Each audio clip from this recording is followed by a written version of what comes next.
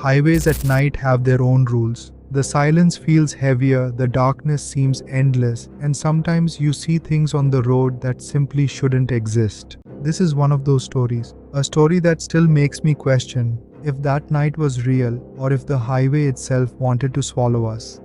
I was 19 years old when this happened. Me and my cousin Josh were driving back from a friend's place late at night. We had stayed longer than expected, playing games, talking, and before we realized it was almost 2 in the morning. The drive back home wasn't supposed to take more than an hour, but the road we had to take was this long, empty highway that cut through fields and woods. I had driven on it a couple of times in the daytime and it never felt strange.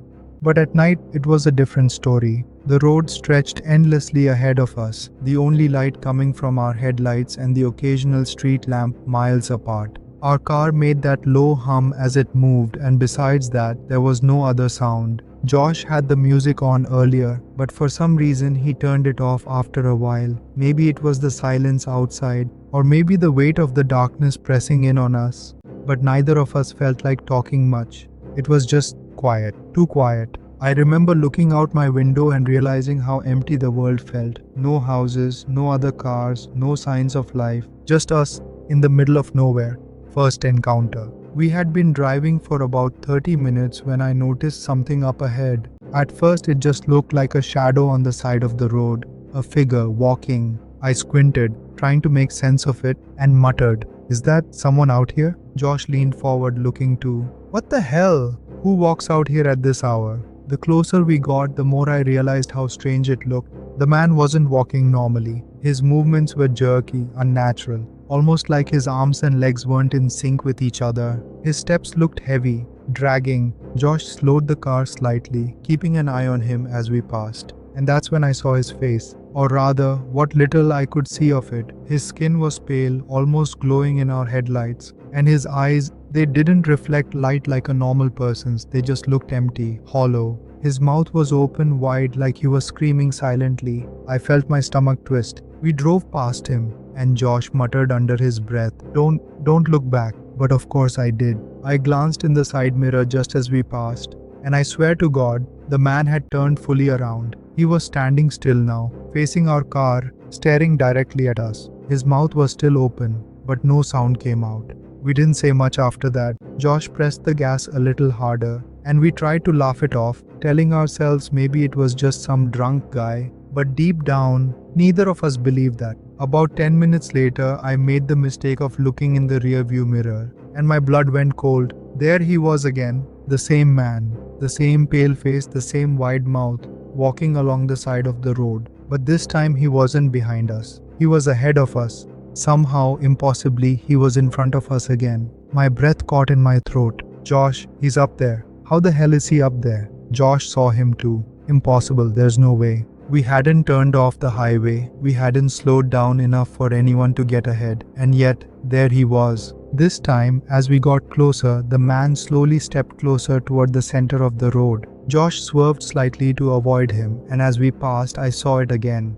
That face, that horrible, hollow expression. His eyes didn't just look empty, they felt like they were pulling something out of me, like staring too long into them would take something from me. I whipped my head forward and didn't dare look back this time.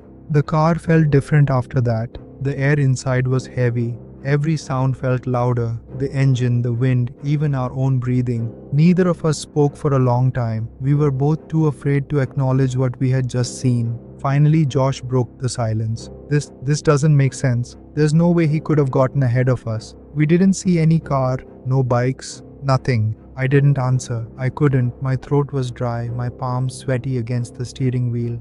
That's when the radio crackled. Out of nowhere, the static burst through the speakers. Even though the radio was off, it was just this loud, distorted noise. And beneath it, I swear I heard something. A whisper. I couldn't make out the words, but it sounded like someone whispering right inside the car. Josh quickly smacked the radio, and the sound cut off. We didn't dare turn it back on. We just wanted to get off that road, but the highway stretched on and on like it had no end. At one point I told myself maybe we imagined it, maybe our minds were just playing tricks on us. But then, Josh's voice cracked. "Dude, don't freak out. But look up ahead." My heart sank. There he was again, the man, standing in the middle of the road this time, not walking, not moving, just standing.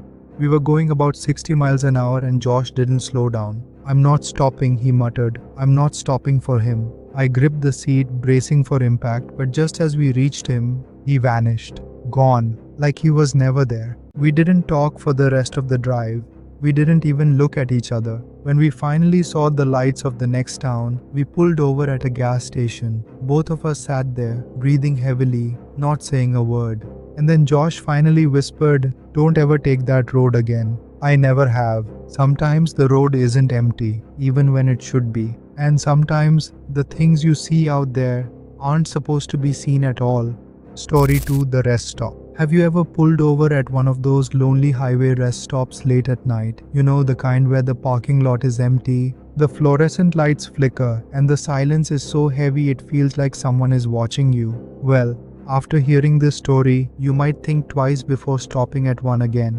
The story. It was around 2:30 in the morning when I finally decided I couldn't keep driving anymore. I had been on the road for almost 9 hours straight, trying to make it back home after visiting my cousin in another state.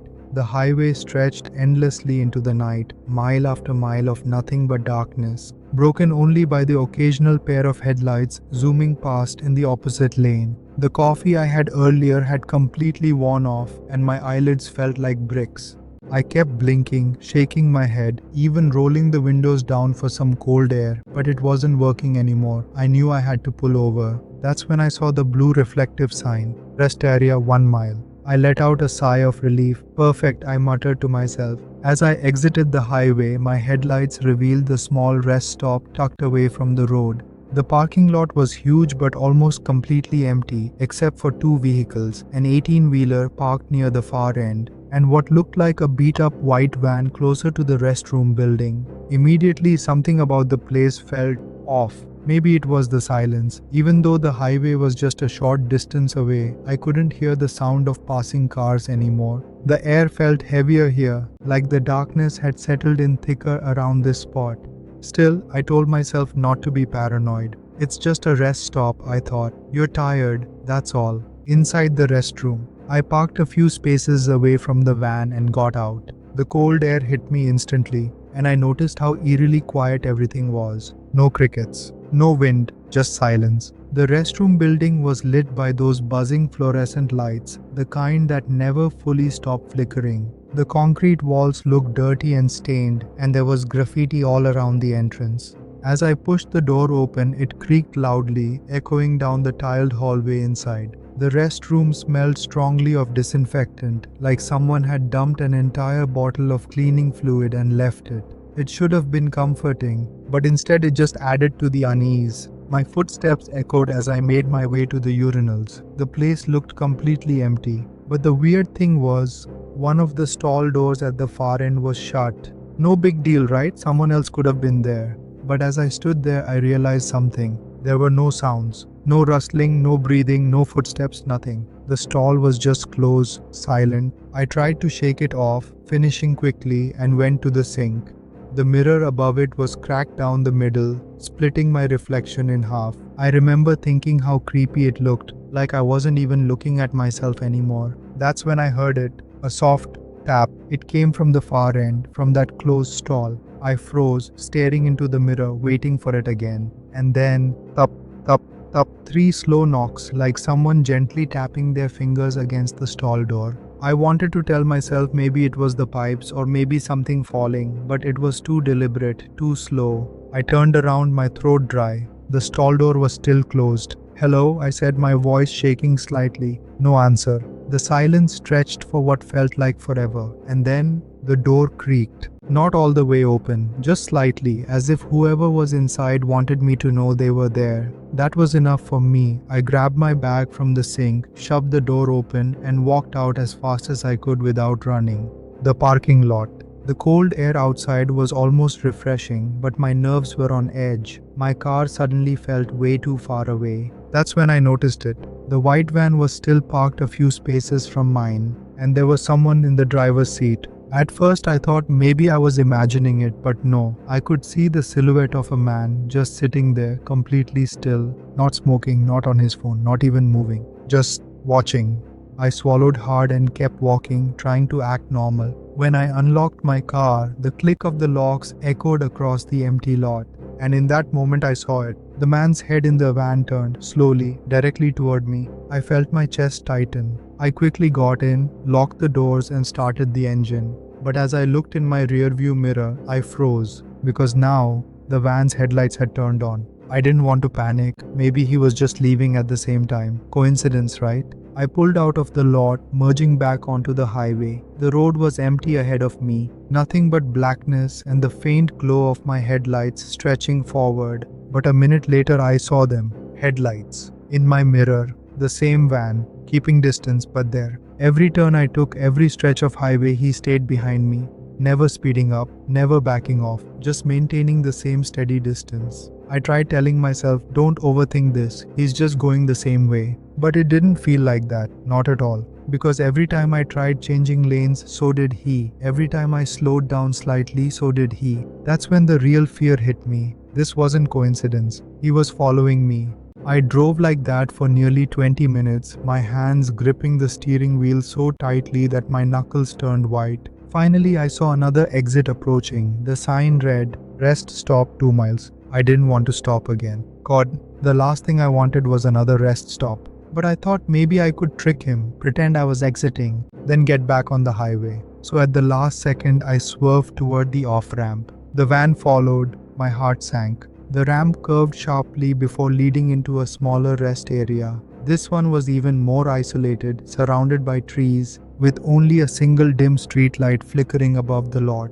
And here's the thing, when I pulled in, the van didn't park. Instead, it stopped right at the entrance, blocking me in. For a moment, we just sat there, my car idling, his van blocking the only way out. I couldn't see his face clearly, just the shadow of him sitting in the driver's seat, watching me. I remember my heart pounding so loudly I thought I'd pass out. Then, the van's door slowly opened. A figure stepped out, tall, broad, moving deliberately toward me. That was it. I floored the gas, swerving violently across the grass, nearly hitting a tree, before bursting back onto the road from the side. My tires screeched as I merged back onto the highway, not daring to look behind me. Eventually, the headlights were gone. But here's the thing. Even now, years later, whenever I pass by a lonely rest stop at night, I can't help but think about that van. And I still wonder, if I hadn't gotten away, what would have happened once he reached my car? My tires screeched as I merged back onto the highway, not daring to look behind me.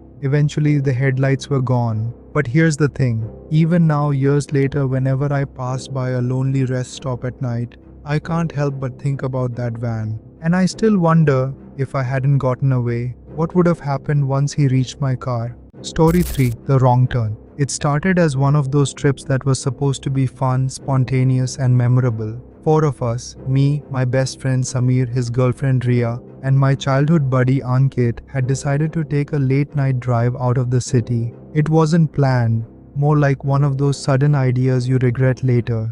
We had just finished dinner around 11 p.m. and instead of heading home, Samir suggested, "Yaar chalo thoda long drive pe chalte hain, gaadi bhi full tank hai." Ria rolled her eyes. At this hour? Seriously? But Samir grinned. अरे रात के time highway पे जो vibe होती है ना, दिन में कभी फील ही नहीं होती. I remember laughing and agreeing. I don't know if it was the excitement or just the idea of doing something different, but within minutes we were on the road. The city lights faded behind us, and soon only the dark stretch of highway remained ahead. At first it was fun, loud music, jokes, the wind blowing in through the half-open windows. But about an hour later, as the clock neared 12:30, the atmosphere inside the car changed. The music was turned down, the conversations got quieter, it was just silence.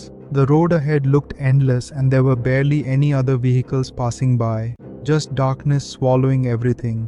And that's when the first problem came. The wrong turn. We had been following Google Maps, but somewhere after crossing a toll, the GPS froze. No network. Great, Ria muttered, staring at her phone. I told you we shouldn't go this far out. Relax, Samir said confidently. It's just a highway.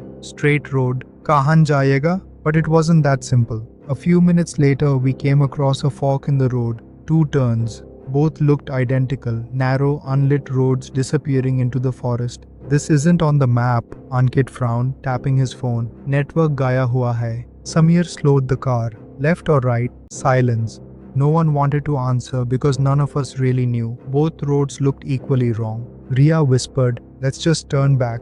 But Samir was stubborn. Come on, we've already come this far. Left lagta hai better. I remember staring at that left turn. Something about it felt off. Maybe it was how narrow it looked, or how the trees seemed to lean in closer, like blocking the way. But before anyone could argue more, Samir had already steered the car left, inside the forest road. At first it seemed fine, just another isolated road, but within minutes, the road narrowed so much that the trees were brushing against the sides of the car. The headlights lit up only a small patch ahead, and beyond that pitch black. No streetlights, no signboards, nothing. The laughter from earlier was gone. Everyone was quiet. The only sound was the engine and the crunch of gravel under the tires. I could feel the tension rising. Samir, I don't like this, Ria finally said. Let's just go back. Yeah, but where will I even turn this car? Samir snapped, his voice a little shaky. We kept going deeper, and that's when Ankit noticed something. Wait, guys, look behind us. I turned and my stomach dropped. There was a car, headlights in the distance. It hadn't been there before, but now it was following us. At first it didn't seem strange, maybe it was just another traveler on this road, but then the car behind us started speeding up, getting closer. Samir, drive faster, Ankit said sharply. Samir pressed the accelerator. Our car picked up speed. The trees rushed past, shadows dancing in the headlights. But the car behind us matched every move. Ria's breathing got heavy. Who the hell is that? Why are they following us? The gap kept closing. The other car's headlights were blinding now, almost pressing against our bumper. Samir shouted, hold on, and accelerated harder, but the road twisted and turned sharply, making it almost impossible to drive fast. For the next few minutes, it was chaos. The sound of tires screeching, Samir cursing under his breath, Ria nearly crying, Ankit gripping the seat tightly, and that car always right behind us. Take a turn, Ankit shouted. Which turn? You think I know this jungle? Samir yelled back. This is your fault, Ria snapped, her voice trembling. I told you not to take this road. Shut up, just shut up, Samir barked, sweat dripping down his face. Meanwhile, I kept looking back. The car wasn't just following us, it was playing with us. Sometimes it would back off, only to suddenly rush forward again, swerving dangerously close, like it wanted to scare us. And it was working. Then suddenly it stopped. The car behind us turned off its headlights, just vanished into the darkness. We all froze. Samir slowed the car, confused. Where did it go? I whispered. No one answered. The silence inside the car was deafening. The only sound was the hum of the engine. Ria's hands were shaking. This isn't normal. Please, just stop the car. Samir, let's wait. Are you insane? Ankit shot back. Stopping here is the worst idea. I didn't say anything. My gut was screaming that something was horribly wrong. And then we saw it. Up ahead, in the middle of the road, stood a figure. A man. He wasn't moving, just standing there facing our car. Samir slammed the brakes and we all lurched forward. Who is that? Ankit shouted. The figure didn't move, didn't wave for help, just stood there. Even from inside the car, I could tell something was wrong with the way he looked. His posture was stiff, head tilted unnaturally. And then, the car behind us turned its headlights back on. Blinding. We were trapped. Ria started crying. Samir, please, do something. Ankit was shouting. Drive. Just run him over if you have to. Are you crazy? Samir yelled back. His hands were shaking on the steering wheel. For a few seconds, no one moved. The headlights behind us grew brighter. The figure ahead of us stood still, and the forest pressed in around us. I swear I could feel my heart pounding so loud it drowned every other sound. And then, the figure ahead slowly lifted its arm and pointed directly at us. That was it. Samir screamed, slammed the accelerator, and swerved the car off the narrow path.